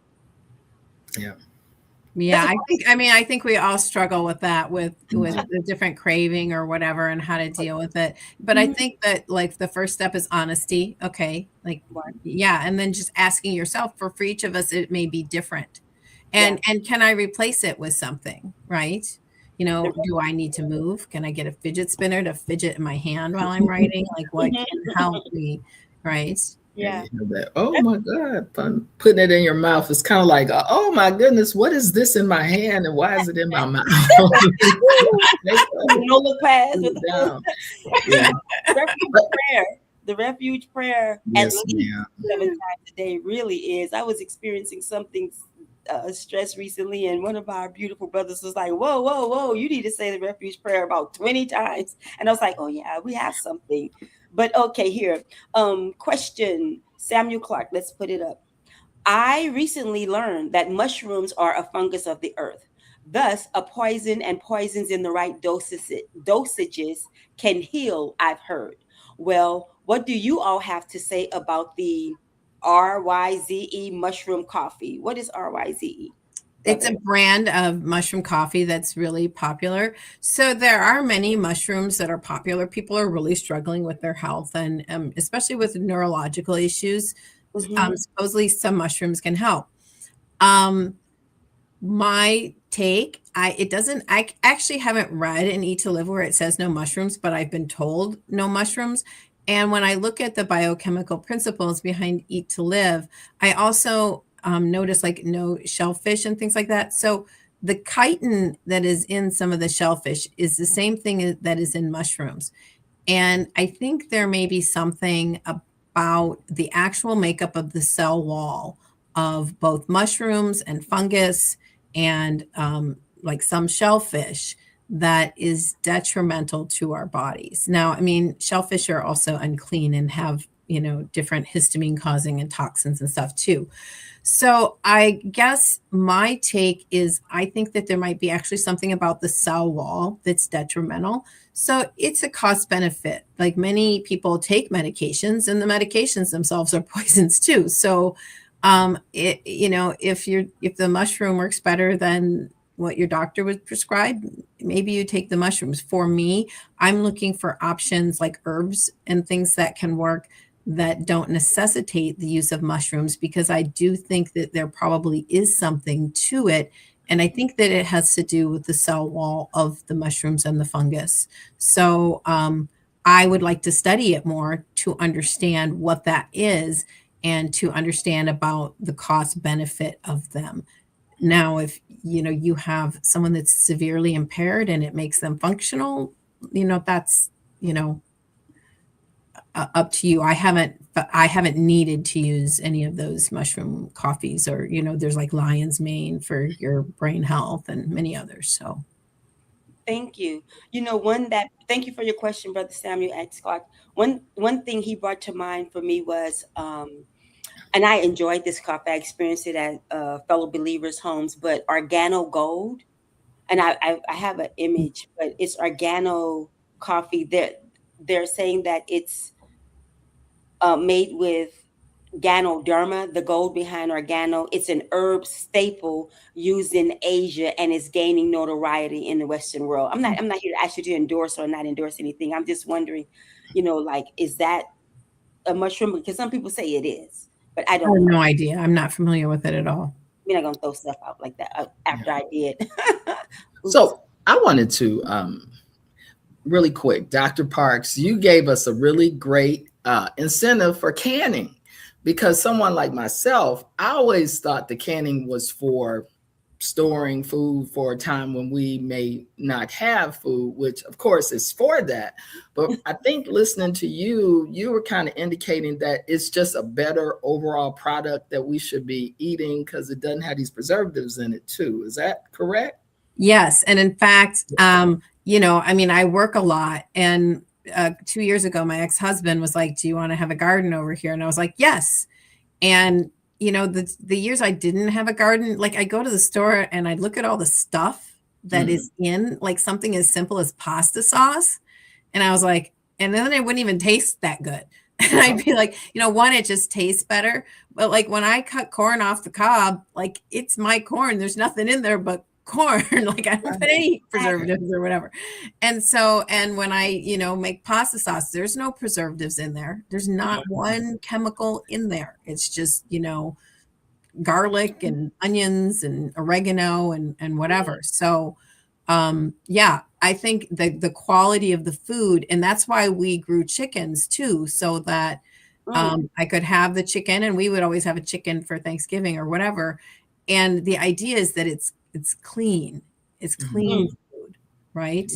That's awesome. I'm gonna bust you out right now. I'm gonna expose Sister Dr. Christina can cook. Okay. I'm just gonna say, if you ever had any of her food, Sister can cook. She's there way, and it's fresh. I was go ahead. I was going to say, even things like lettuces and whatever, they put chemicals on those to keep them fresh. Like you'll never like look at store lettuce or arugula or anything again. Because like, you know, it wilts so fast. And you're like, is this good? And like maybe some of the leaves are slimy. And like when you have a garden, you just go cook, you know, you cut it fresh, you wash it, and you know, you eat it. And so you just don't have, and you know, the thing is like your potatoes that you grow, those will last 3 months. And then you don't even have to can them right away. Like you can can them after Thanksgiving if you still have some. So, you know, your carrots will last 3-4 months. And then, you know, a lot of times I would wait and see if I ate them all. And if I didn't, I would, you know, can the rest and then make a potato soup out of them. So yeah, the quality of the food is just so much higher. Yeah. Yeah, my daughter and I, she's a great cook too. And a matter of fact, I'm like, she cooks for me most of the time now, and for our family. I'm like, cook for us, please. But sometimes she'll call and she'll say, why do we go and buy these things, or why do we eat out? It's just like, it's so easy. But of course, we're at different dispensations in our lives. And so for people who may not, this may not resonate with, because they just don't have the time, the mom or the father or the college student, they're working 2 and 3 jobs, they're just trying to get something that feels like they ate. What can we say to share with them, to uplift? And speaking to me too about, get the pot. You can grow it in your home. Start where, Yeah. So, I mean, honestly, like growing stuff in your home is not a huge return on your investment. If you like to do it, that's great. You can get started. But a lot of times, you could, you get that big bag of navy beans. Like I'm, mostly here by myself, but I make a huge pot of navy beans and I put it in the little freezer jars, and so each freezer jar is like 1 to 2 servings. And so that's waiting for me. So Yeah. like prep ahead of time so that you have easy options. Like if I don't have anything, I can go run a jar of navy bean soup under the faucet and I have some kind of food. Mhm. And the other thing I would say is just step by step, develop healthy, good for you meals that you love, that are good for you, and integrate like maybe one a month or a month and a half. Like if you find that, like, I know that this is not the healthiest eating, whatever it is I'm making, find something that you love. Like, I love pho, or like, like a soup. Oh my God, I do too. I found And that's like comfort food for me. So if that's going to prevent you from eating stuff that you didn't want, and soup broth is actually really healthy and healing for your body. when I visited my mom, well, my family, we had a death in our family, my little cousin Sean.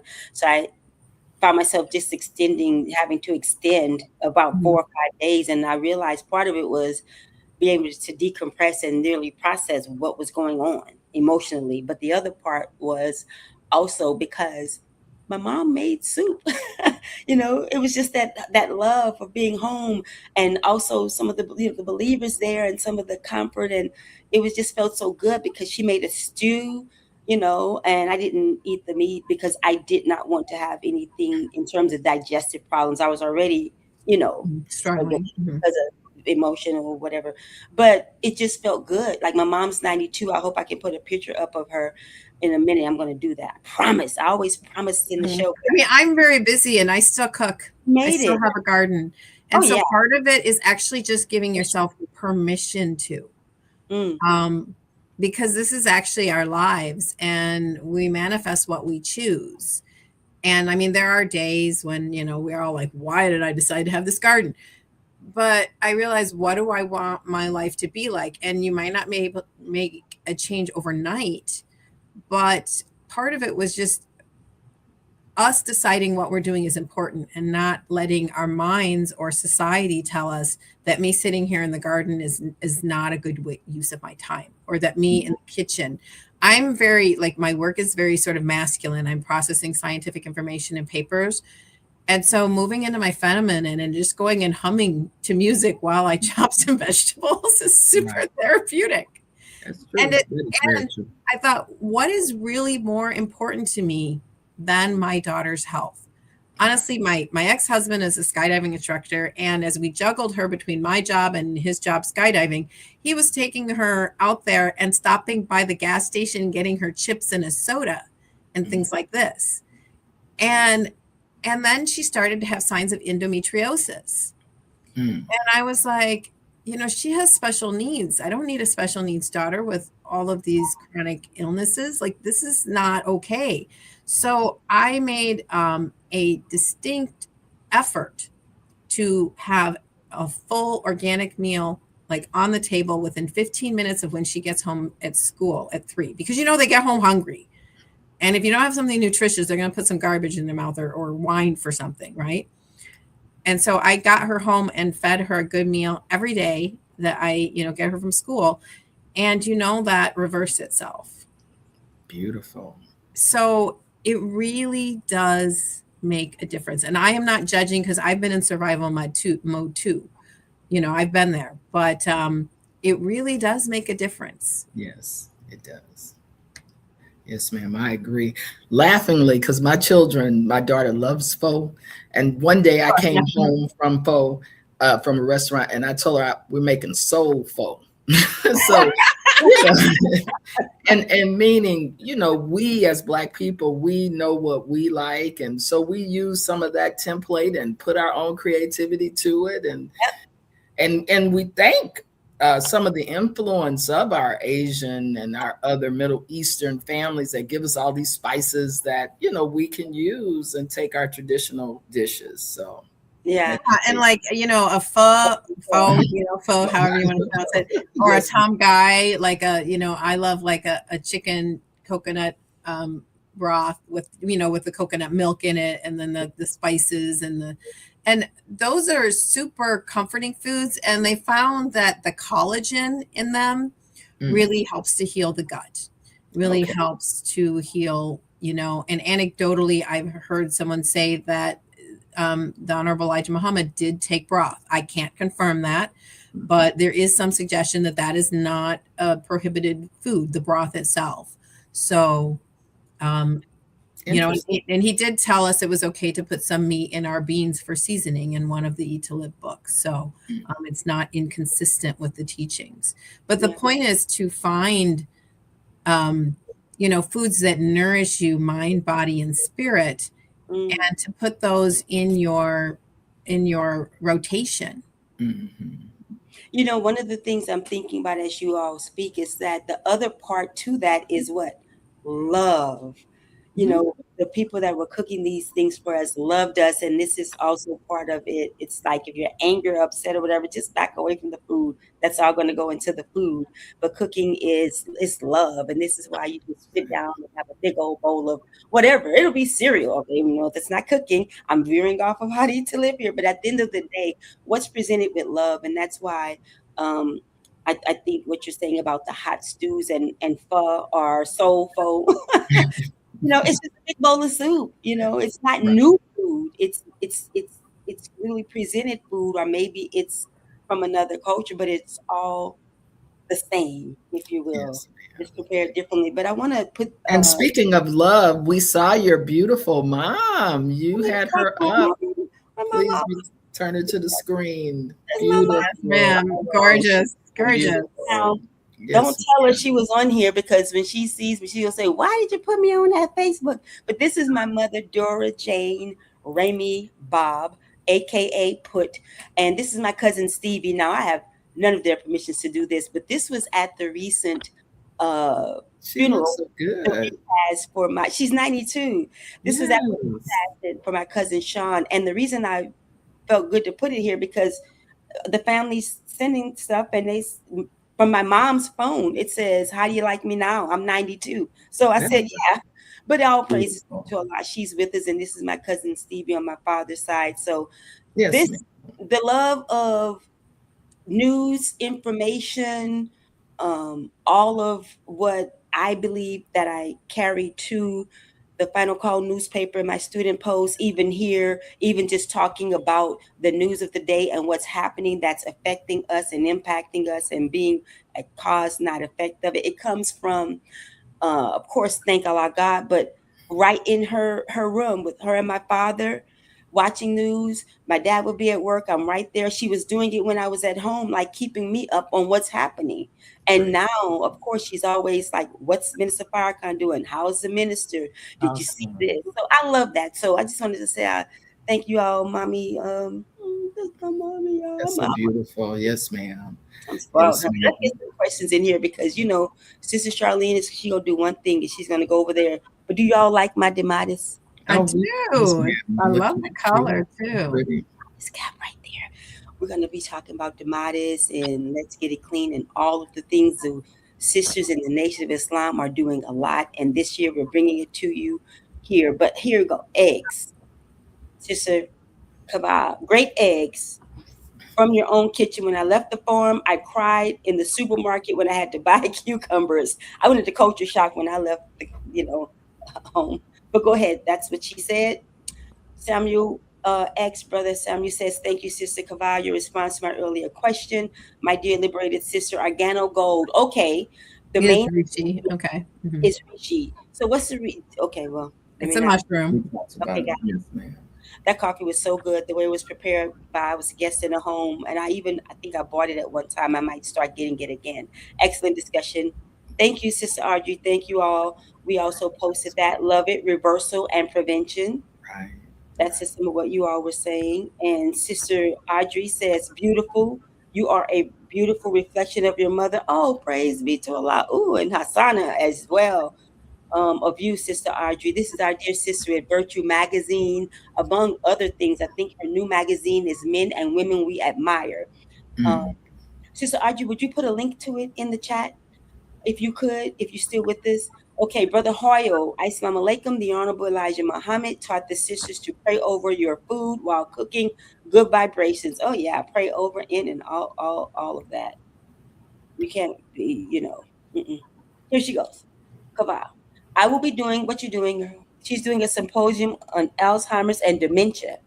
Do you have specific protocol to prevent or reverse? It is really weighing on our community.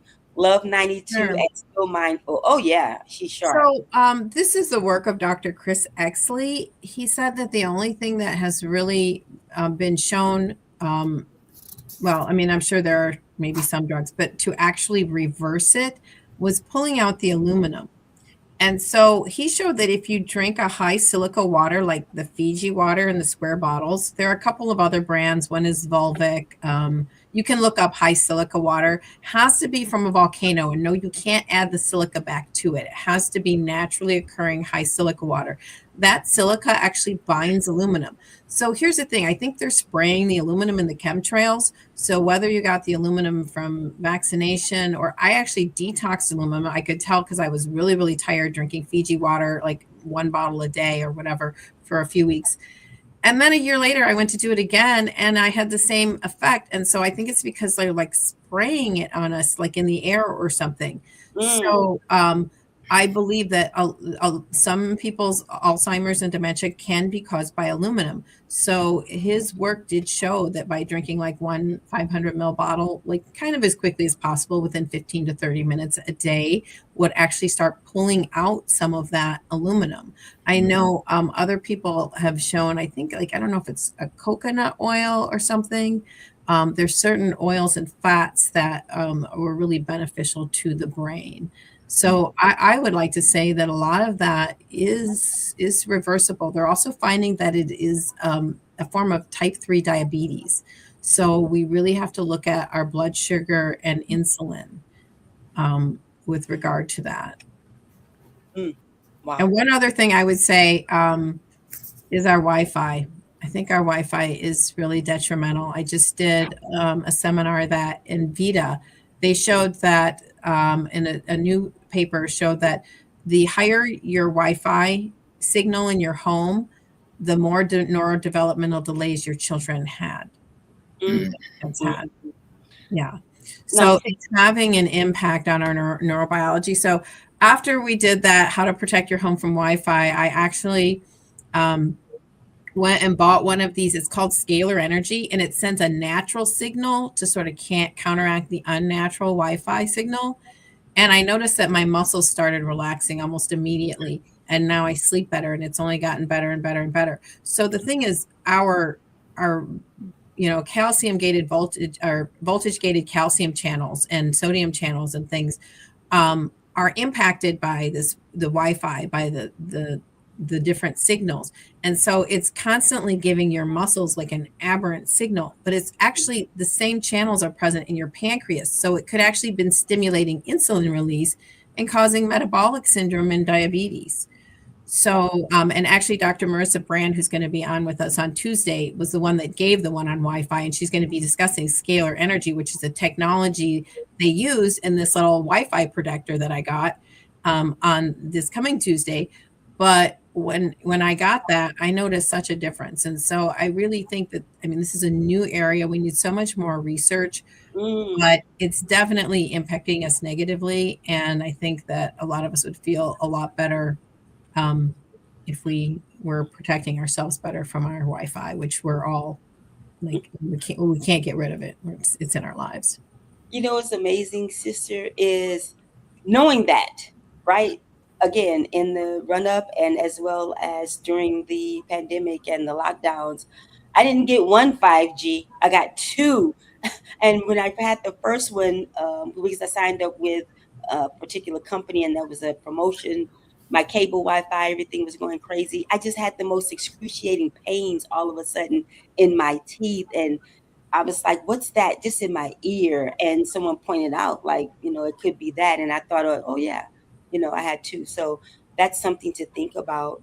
Here is the information, everyone, her upcoming events, and how can people can just go to the website. If you're not a subscriber, you can subscribe there, right? Would you want to tell them how we can get involved in VITA?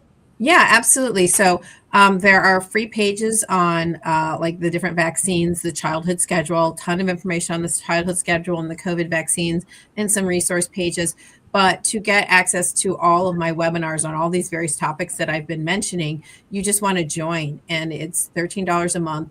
And then you also get access to our live webinars, which you can ask questions on. And then if you can't make it to the live webinar, they are actually put up on the website for members within like a week. So you can watch everything at your own convenience. That's the whole thing. Because how many times you're like, oh, I was in the middle of listening to this great webinar and then I had to go and now I can't find it, or a podcast or something like that. Where was that information?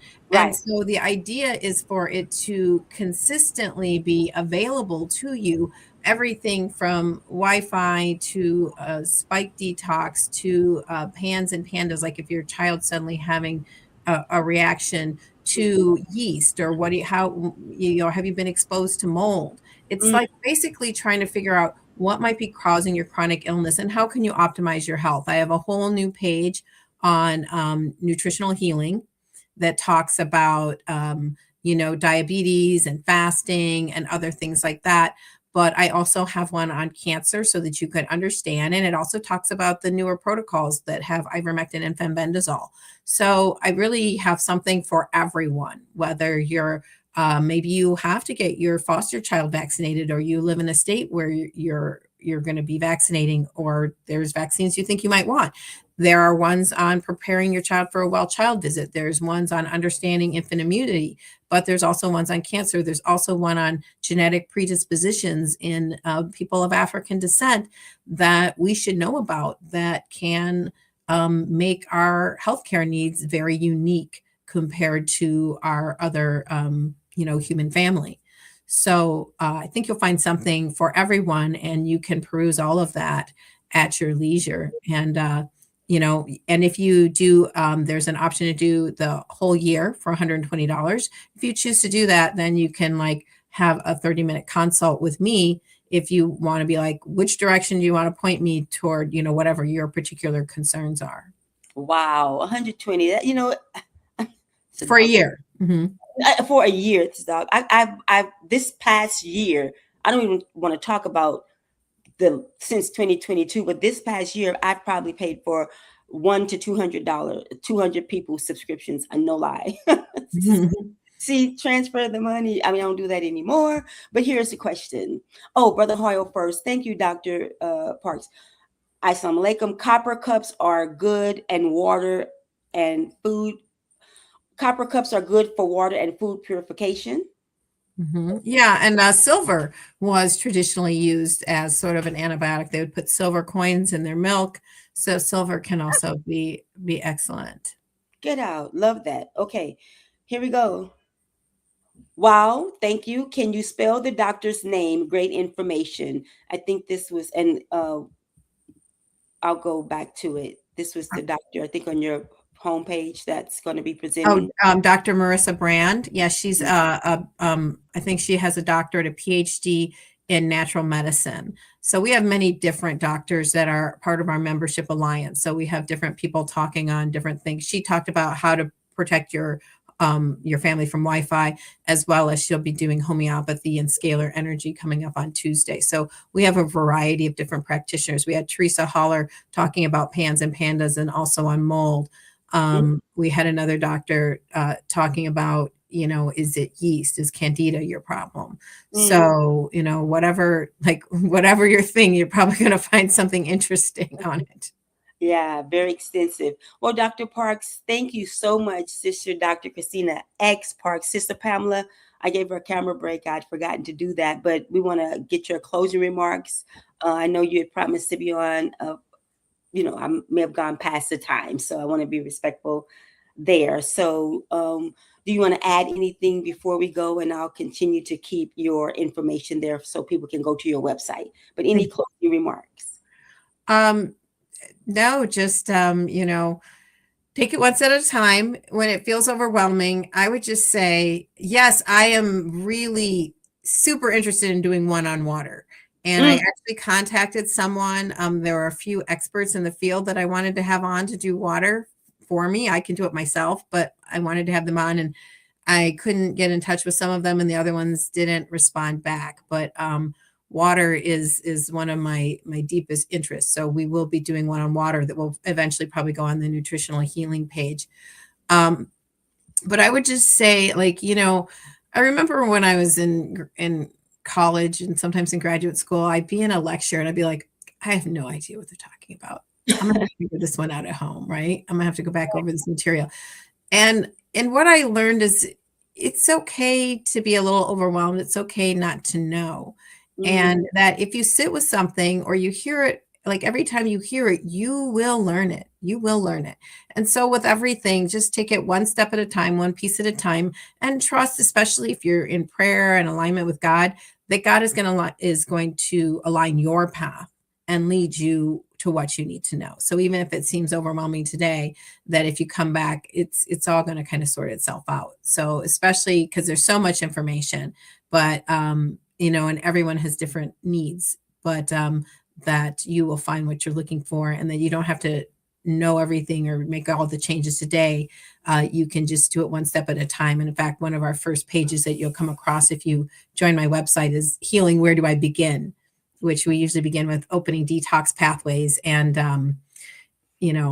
also and detoxification, detoxing your home, buying better products. Wow, look at that. Thank you so much, sister, for being with us again. We look forward to having you soon. Let me just please see, out of respect, Attorney Pamela, any closing remark for Dr. Parks as she goes? Oh, there you go. Yes, Yes. No, it was such an honor. Thank you so much, Sister Dr. Christina X Parks. It was an honor for you to give us this information, and thank you for all that you do. Look forward to hearing more from you. We're so proud of you. I remember that day way back, seeing you on television in the state capitol, I think in Michigan. I know that was 4 years ago this weekend. That was 4 years ago tomorrow. It was crazy. Tomorrow, wow. The video went viral. I mean, everybody from all walks of life were talking about you. So well, and I appreciate you ladies and Dr. Ridgely for just continuing to give us the information that we need. It's a fast-paced world, and so you taking your time out to summarize the stuff, it's always a blessing to see people serving, and it warms my heart. It just makes me feel like we're going to get there. We're going to get there. That's right. That's right. Thank you. And if I might add, when I got that call from student minister, Dr. Ava Muhammad, and it was pretty much like, we want you to interview her. And I was like, me? It was such a privilege. She and the team sent me in there. And I just thank Allah for having seen you with that video. And of course, there are other people, not the only one that helped connect me with you, but in terms of actually, being allowed in your space and interviewing you, Minister Ava Muhammad, may Allah be pleased with her, put me on that. And I'm so grateful that she did. My life has been forever changed, but she was like, oh, she's brilliant. And you just handled them there. And then subsequently after that, I mean, so much so that I went. It wasn't even my assignment. I was trying to get it, but I still went when you and others, when you spoke in front of the Supreme Court. That okay, we're gonna have to talk about that another time. Yes, ma'am. I'm Yes, just going ma'am. down memory lane, but thank you for bringing that up, Sister Attorney Pamela. Thank you so much. Yeah, I'll just add one more closing remark. Happy Savior's Day. Happy I was invited, to that first Savior's Day, and I really, other than reading the autobiography of Malcolm X, knew very little about the nation. And on my way to the hotel, it went past Mas Mariam, which I didn't know it was going to. I just saw people in their garments walking back and forth. And I immediately had this overwhelming feeling of being home. Mm. And it was quite a while yet that for me to take the steps to join. But I couldn't deny. And, I just thought, well, why these people are so different than me? Why would I just have such a deep sense of feeling like I just came home? So, praise God for bringing all of us together in the ways that he has. That's right. That's right. Thank you. Thank you. Well, give Tess a big hug for me, which is her daughter. Thank you, Dr. Christina. Assalamu alaikum. Salam. Stay right there, Sister Pamela. You're not. She wants to go. Yes. Right there. I know it's past your bedtime. Okay, Sister Pamela, thank you so much because you really helped me this show. Greetings to your husband and children for me, and God willing, I look forward to speaking with you soon and for next week's show. But is there a way that people can reach you and or support what you are doing? Any website, any information you would like to share of yourself personally so that we can support you? Oh, thank you so much, Sister Charlene. And so people can call me. Right now, my number is 281-208-3888. I'm here in Houston, and you can always give me a call at my law office, and, love to talk with you. Okay, let me put that number down again. What is it? 281 208 3888. 281-208-3888. Yes, ma'am. Yes, ma'am. I know I'm clicking, but I want to be, put it there and then add it. Thank you, Sister Attorney Pamela. Assalamu alaikum. Wa alaikum salam, ma'am. You all, if you don't mind staying with me and I can close out the show properly. Well, that's big, but that's there. Okay. Let Sister Pamela go. Here, there's some things that I just wanted to mention before I actually sign off. And my little granddaughter, Soraya, actually wanted to speak with you all. But she's not hearing that part, so I'll leave her there. I wanted to tick her. Okay? I do. I just do. Well, that's Sister. Okay, that was Sister Attorney Pamela's number. What is it that I wanted to share? I'm looking at things, and so this. Remember to subscribe, vi-ta.org for Dr. Parks' site.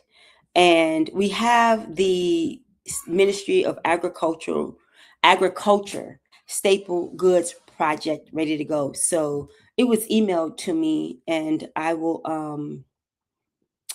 just announce what Brother Kevin sent to me here. Don't have time to put the image there. So the ordering begins on March 22nd. Let's see, noimoa.org.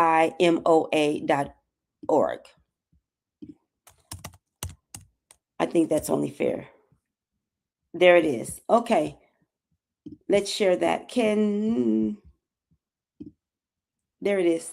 Okay. So the Staple Goods Project, serving our communities. This is from Muhammad Forums, actually. But the ordering begins on March 22nd, and you can contact your local staple goods representatives. Again, ours in Los Angeles, Southern California area for Mosque 27, and some of the other mosques is Brother Kevin Muhammad. And so he may come on in the future before the ordering takes place to talk a little bit more about it. I am so sorry. I want to show more of that, but let's just leave it there in the interest of time. So the products are Muhammad Farms whole wheat sifted flour, Muhammad Farms whole wheat pastry flour. We have Muhammad Farms cream of whole wheat. There is Sister Ann's Kitchen buttermilk cream of whole wheat muffin and bread mix. There is Muhammad Farms wheat seeds, navy beans. Shout out to Dr. Christina and all of those who are growing their own. I was fascinated to see her beans. Which you all can go to her Instagram page. She has videos galore. She posts, I if not twice a day, it appears that way. She's very active in her social media posts, continually giving us information. Okay, so I said that there's the wheat muffin and bread mix. Oh my God, I bought some one time. I bought a lot for everyone. I was so disappointed because I forgot, as when I was growing up, we used to always take care of that wheat right away when we would get it and handle it because of boll weevils. So I bought about 5 to 7 bags, and I opened them up, and the little boll weevils were just having a ball. And I'm like, okay, I know I could have done something different with it to still do something with it, but I was just like so far removed from the farm and the land. I was just like, ew. So, okay, but that was me because I let it sit a long time. The product got to me at a great time. It's just my handling of it when I got there. So some of what Sister Dr. Christina shared about what to do in terms of how to preserve our own food, how when we get it fresh and how to take care of it is very key, because I let my wheat sit. So that's a neat thing. That's not a farm thing. So here, navy beans, 50 pounds, small red beans. We have black beans, brown lentils, as well as brown rice and Demaria sugar. So there's more. There is way more, but I won't go into that. There's some other things that I wanted to share in terms of some authors. So what I will do is that next time bring the images, but I'll announce them. Sister Sajda Wendy Muhammad and Sajda House, stay tuned to what she's doing. She's active. You can find her most recent events on her page. We have Sister Naira Muhammad and Brother David Muhammad with Repair of the Black Family. I'll get more into some of the things that they have there that can help you, as well as I'm partaking of some things. I love how we have something for everyone. The believers and those who we team up with have so many different products, but they're all aiming to do the same thing. And we have a choice in this great garden. So I am grateful that you all tune into Liberated Sisters. I'm grateful to be able to be here on the air speaking to you. And I pray that the delivery of the information on my part came across, but I know for sure that what Dr. Christina X. Parks shared, as well as Sister Attorney Pamela Muhammad, hit the mark. And so I would like to say, on behalf of Liberated Sisters, we do appreciate Closing the Gap Broadcast Network. Our mother show is on Saturday at 4 p.m. Pacific Standard Time. Saturday at 4 p.m. Pacific Standard Time. And so we will go out with some music, and I'll just run back some of the comments. And again,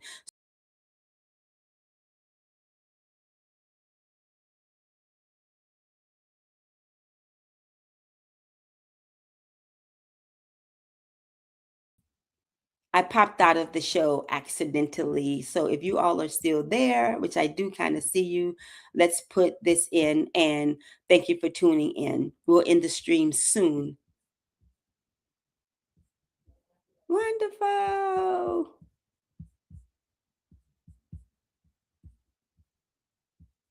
I'll get some music.